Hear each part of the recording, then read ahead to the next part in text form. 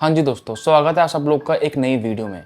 आज हम बात करने वाले हैं एक ऐसे एक्सपेरिमेंट की जो अपने आप में बहुत ज़्यादा भयानक है।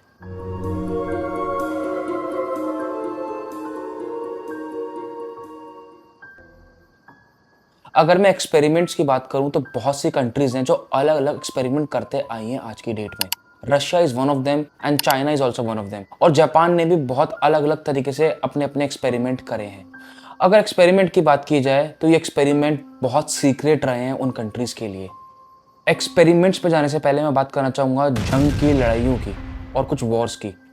दोस्तों, आज हम 21 सेंचुरी में बैठे हुए हैं, बट अगर मैं बहुत पुरानी सेंचुरीज की बात भी करूं तो तभी से ही वॉर्स, जंग और लड़ाई चलते आई हैं बाकी कंट्रीज के बीच में और बाकी लोगों के बीच में।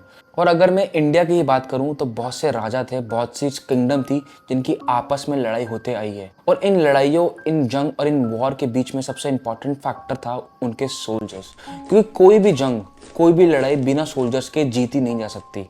ये सोल्जर्स बहुत इंपॉर्टेंट होते हैं हर एक कंट्री के लिए, हर एक किंगडम के लिए, ताकि वो उस जंग को, उस लड़ाई को जीत पाए। और एक और बात, जंग के टाइम पे और वॉर के टाइम पे उनके सोल्जर्स के लिए सबसे इंपॉर्टेंट होता है उनका माइंडसेट, उनका पॉइंट ऑफ व्यू, कि उस टाइम पे उनके दिमाग में क्या चल रहा है, उसी से वो स्ट्रैटेजीज भी बनाते हैं। बट इन सब में सबसे इंपॉर्टेंट फैक्टर होता है उनकी नींद। उस दौरान जब कोई नया इवेंट हमारी लाइफ में आता है तो हमें नींद नहीं आती इतनी आसानी से। और जब बात जंग की होती है और वॉर की होती है तो उस टाइम पे भी जो सोल्जर्स की नींद होती है वो बहुत इंपैक्ट करती है। तो ये सोचते हुए ही रशिया ने एक बहुत बड़ा एक्सपेरिमेंट को इम्प्लीमेंट करने की कोशिश करी और उसको अंजाम दिया। इस एक्सपेरिमेंट का नाम है रशिया स्लीपिंग एक्सपेरिमेंट। ये एक्सपेरिमेंट एक सीक्रेट एक्सपेरिमेंट था रशिया का, जहां उन्होंने अपने 5 प्रिजनर्स के साथ ये एक्सपेरिमेंट किया था। और ये बिलीव भी किया जाता है इस एक्सपेरिमेंट के दौरान वो जो 5 प्रिजनर्स थे उनकी हालत बहुत खराब हो गई थी। वो एक तरीके से जानवरों की तरह रिएक्ट कर रहे थे और जैसे कि वो एक ज़ॉम्बीज में बदल गए हों। इस एक्सपेरिमेंट का सिर्फ एक ही मोटिव था कि किस तरीके से सोल्जर्स की एफिशिएंसी को बढ़ाया जाए, किस तरीके से वो कम सोएं और ज्यादा काम करें। इसका सिर्फ यही एक ऑब्जेक्टिव था और इसी तरीके से रशिया ने इस एक्सपेरिमेंट को अंजाम दिया। तो आइए चलते हैं और जानते हैं ऐसा क्या हुआ उस एक्सपेरिमेंट में जहां रशिया ने उन 5 लोगों के साथ बहुत भयानक एक्सपेरिमेंट को इम्प्लीमेंट किया। ये बात है 1940s की। उस टाइम पे रशिया की बाकी देशों से वॉर चल रही थी, मानो लड़ाई चल रही थी। और उसी दौरान लड़ाई के बीच में बहुत सारे प्रिजनर्स भी थे जो रशिया में रह गए थे और रशिया के कुछ लोग बाकी देशों में एज अ प्रिजनर बन चुके थे। तो उस समय रशिया के साइंटिस्ट ने यह सोचा कि एक एक्सपेरिमेंट को इम्प्लीमेंट किया जाए। इसका नाम था रशिया स्लीप एक्सपेरिमेंट। रशिया के साइंटिस्ट ने एक गैस का डेवलपमेंट किया। वो गैस कोई नॉर्मल गैस नहीं थी, वो बिल्कुल एक टॉक्सिक गैस थी। रशिया के साइंटिस्ट ने 5 प्रिजनर्स से एक एग्रीमेंट किया और उनको ये बोला कि यदि तुम इस एक्सपेरिमेंट के अंदर कामयाब हो गए, सक्सेसफुल हो गए, तो हम तुमको रिहा कर देंगे, हम तुमको छोड़ देंगे और तुम अपने वापस कंट्री जा सकते हो। वो पांचों के पांचों प्रिजनर्स इस बात से बिल्कुल सहमत थे, क्योंकि इससे बड़ी बात उनके लिए कुछ हो नहीं सकती थी। अब सिर्फ वहां के साइंटिस्ट और वो लोग उस दिन का इंतजार कर रहे थे जिस दिन ये एक्सपेरिमेंट शुरू होने वाला था। ये एक्सपेरिमेंट एक बहुत ही सेफ इन्वायरमेंट में किया गया था, जो कि एक चेंबर था। अगर मैं उस चेंबर की बात करूं तो वहां पे बहुत सी सुविधाएं थी, जैसे कि वहां पे पानी का पूरा इंतजाम था, वहां पे वॉशरूम और टॉयलेट्स का भी पूरा इंतजाम था। उन्होंने कुछ बुक्स भी रखी थी सो दैट वो लोग उन बुक्स को भी पढ़ पाए। और यही नहीं, उन्होंने उनके लिए खाने का भी इंतजाम कर रखा था। वहां पर इतना ज्यादा खाना था कि उन लोगों को 20 दिन तक कोई कमी नहीं पड़ने वाली थी। और ये सब कुछ देखने के लिए और ये सब कुछ मॉनिटर करने के लिए उन्होंने उस चेंबर के अंदर एक गोल सी विंडो लगा रखी थी।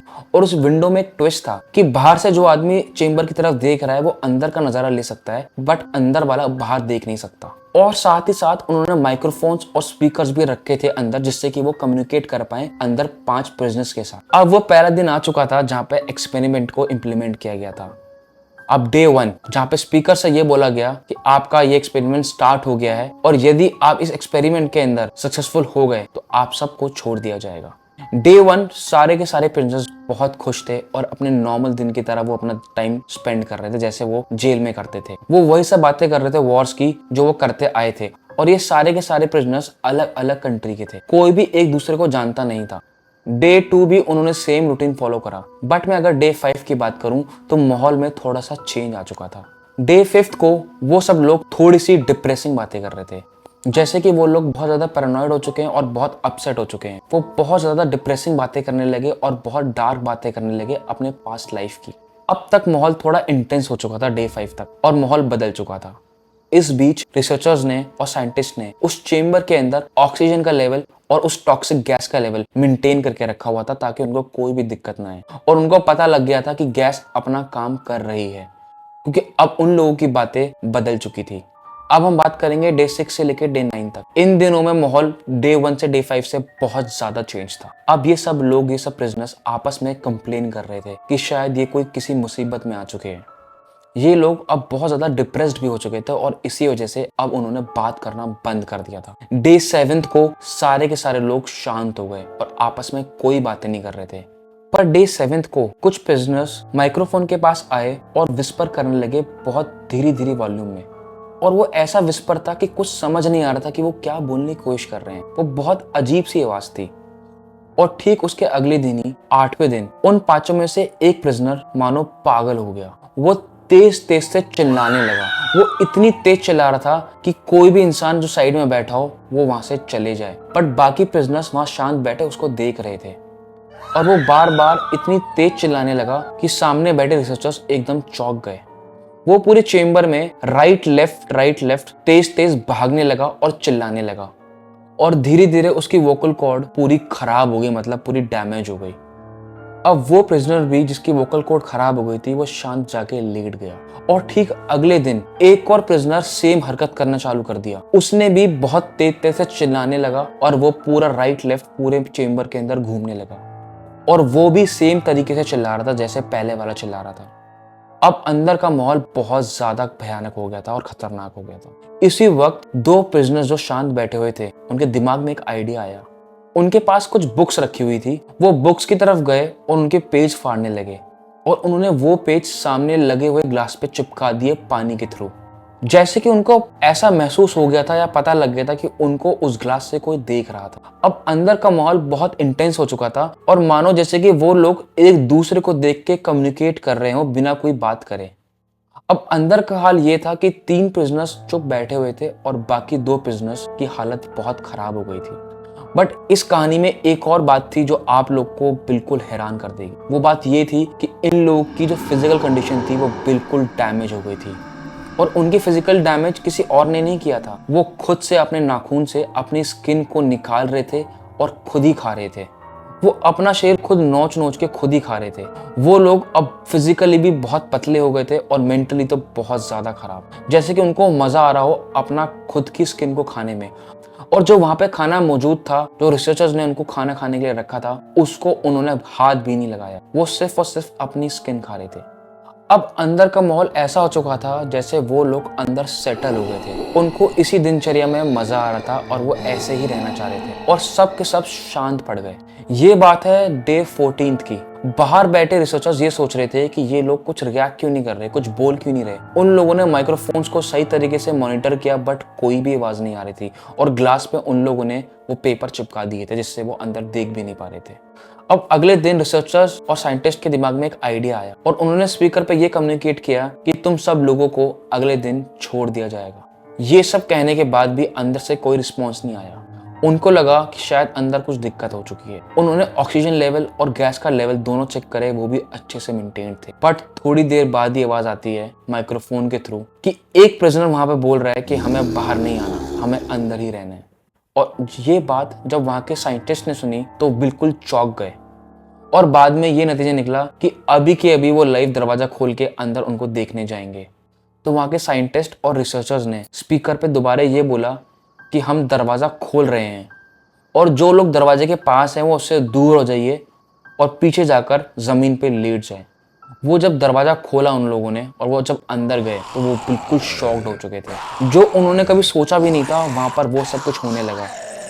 अंदर का पूरा एनवायरनमेंट बहुत चेंज था पहले दिन से। इन 15 दिनों के अंदर वो जैसे बिल्कुल बदल गए थे। वो वहां पर बैठे बैठे ये चिल्ला रहे थे कि हमें बाहर नहीं जाना, हमें यही रहना। और उन लोगों की सबकी स्किन बिल्कुल फट चुकी थी और मांस बाहर निकल रहा था और खून भी। और कंडीशन इस तरीके से हो गई थी कि वहां के कुछ लोगों को एडमिट कराना पड़ेगा सो दैट उनका इलाज हो पाए।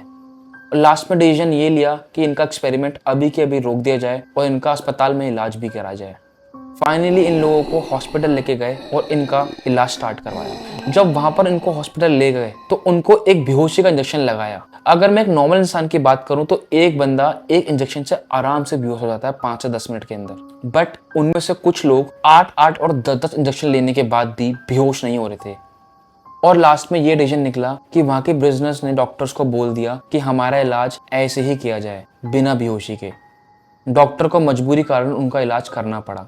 पर जब डॉक्टर्स उनका इलाज कर रहे थे सर्जरी के दौरान, तो उनमें से कुछ लोग डॉक्टर्स को देख के मुस्कुरा रहे थे। डॉक्टर्स बिल्कुल डर गए कि ये कैसा रिएक्शन है कि वो उनको देख के हंस रहे हैं। अब सिचुएशन बहुत ज्यादा बिगड़ चुकी थी क्योंकि एक्सपेरिमेंट एक अलग लेवल पे जा रहा था। फाइनली जब इन प्रिजनर्स का इलाज सक्सेसफुली हो गया तो वहां के कैप्टन ने एक डिसीजन लिया। उन्होंने ये बोला कि इस एक्सपेरिमेंट को दोबारा किया जाएगा, और उन्होंने ये बोला कि इस बार चेंबर के अंदर प्रिजनर नहीं जाएंगे बल्कि उनके साथ 3 और साइंटिस्ट भी जाएंगे। ये सुनकर एक साइंटिस्ट ने ऑन द स्पॉट उस कैप्टन को गोली मार दी। जब वो लोग उनसे दोबारा मिलने गए तो वो बिल्कुल बदल चुके थे, जैसे कि वो एक जानवर बन गए हों। वो एक ज़ॉम्बी में कन्वर्ट हो गए थे और एक जानवर की तरह बिहेव कर रहे थे। वो लोग बार बार ये बोल रहे थे कि इस गैस को रोको मत, ये गैस उनको और चाहिए। उनको मजा आ रहा था उस गैस को इनहेल करने में, जैसे वो उस गैस के अधीन हो गए हों। ये सब कुछ बातें सुनकर साइंटिस्ट वहां के बहुत घबरा गए, और ठीक दोबारा वहां के एक साइंटिस्ट ने उनमें से एक प्रिजनर को गोली मार दी। आज भी ये बिलीव किया जाता है कि ये पूरा एक्सपेरिमेंट इस तरीके से बंद हुआ था जब वहां के साइंटिस्ट ने कैप्टन को और वहां का एक प्रिजनर को गोली मारी थी।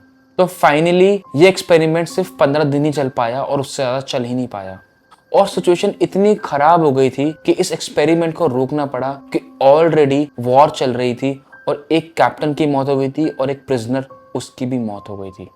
पर दोस्तों आज भी इस एक्सपेरिमेंट का कोई वैलिड प्रूफ नहीं है। रशिया ने कभी इसको एक्सेप्ट ही नहीं किया और ना ही कभी बोला कि ऐसी कोई गैस है जिसकी वजह से आदमी सो नहीं सकता। बट एक बात और भी है, इस तरीके का एक्सपेरिमेंट एक तरीके से इलीगल एक्सपेरिमेंट है, तो कोई भी कंट्री इसको एक्सेप्ट भी नहीं करेगी फ्रेंडली कि हमने ऐसा कोई एक्सपेरिमेंट किया भी है। तो आज भी ये एक मिथ है कि ऐसा कुछ एक्सपेरिमेंट 1940 के टाइम पे हुआ भी था या नहीं हुआ, बट इसका आज के टाइम पे कोई भी प्रूफ नहीं है कि ऐसा कुछ हुआ था। बट लोग का आज भी एक बिलीव है और उनको लगता है कि ये सब कुछ हुआ था। और सबसे पहले ये बात अर्बन मिथ द्वारा सोशल मीडिया पे आई थी, जहां पर सबसे पहली बार इस कहानी को बताया गया था पब्लिकली। तो दोस्तों अगर आपको इन कहानी में मजा आ रहा है तो प्लीज मेरे को कमेंट करके बता दीजिए, और आपको अगर लगता है कि मैं इस तरीके से इन टॉपिक्स पे और कहानियां बताऊं तो प्लीज मुझे कमेंट करके बताइए कि मैं और कौन से टॉपिक कवर कर सकता हूं आप लोगों के लिए। अगर आप लोग के पास अपनी कोई रियल हॉरर स्टोरी है तो वो भी आप मेरे साथ शेयर कर सकते हैं नीचे दिए गए व्हाट्सएप नंबर पे और इंस्टाग्राम लिंक पे। और यदि आप लोगों ने अभी तक मेरा चैनल सब्सक्राइब भी नहीं किया है तो वो भी अभी के अभी कर दीजिए। तब तक के लिए ध्यान रखिए, take care and good night.